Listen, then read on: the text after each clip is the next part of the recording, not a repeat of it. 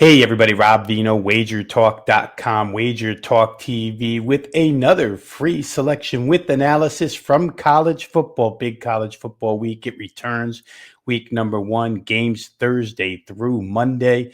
We're going to take a look at the LSU Clemson game, one of the spotlight games, top 10 matchup here between these two.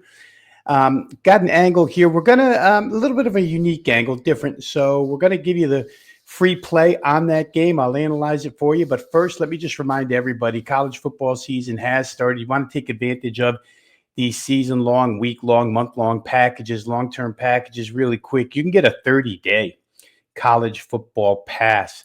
All access, every single player release in college football for the next 30 days, just $179. Or you can go right through to the national championship game in January. So you're going to get 5 months worth of action, includes all bowls, includes a national championship game, just $5.99 for that. So once again, last week off to a pretty good start. Should have probably had a 3-1. Fell about 3 inches short in that Kansas State Iowa State game once Iowa State's touchdown was overturned at the end of that one, but handicaps were spot on. So once again, $179 for a 30-day college football package, $5.99 take you all the way through the national championship game. Let's get to LSU and Clemson. And I'm going to play what figures to be an early first 30-minute matchup advantage here. I'm going to take advantage of this before an attempt at adjustments can be made. The play here is basically Clemson's defensive front against the LSU rebuilt offensive line. LSU, obviously, Will Campbell, their star left tackle from last year, number 4 pick of the New England Patriots, gone, one of the best tackles, left tackles in the entire nation. It's not a player that you immediately overcome losing in your first game, especially against this Clemson defensive front. So that's the initial concern that I have, is replacing Campbell and his skill set and his intensity. Going to add to that the loss of their other starting tackle, Emory Jones Jr. He went 3rd round to the Baltimore Ravens. That's 74 combined starts between tackles. LSU really hasn't had anybody else play tackle for the last 2.5, 3 years. So those guys gone.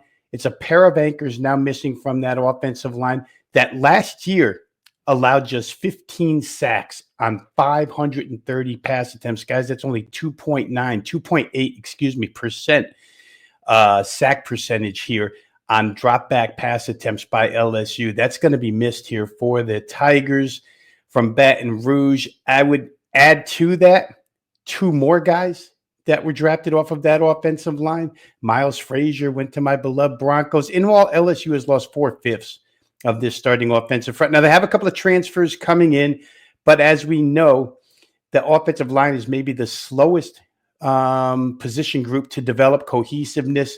And you've got 2 brand new starting tackles. Again, you've got a second-year player in Tyree Adams, who's only had 2 starts, and you got Weston Davis on the other side. He's had 0 starts, so it's a youthful offensive line. I think Clemson, who has one of the elite defensive fronts, especially where pass pressure is concerned, I think they'll take advantage early in this game before LSU has a chance to adjust. You can go, read a couple quotes from Brian Kelly, who throughout summer practice was still tinkering with who might even be a starting 5 on that offensive line. In the end, he says they're going to go with a 7 to 8 man rotation, mix and match, and see if something works.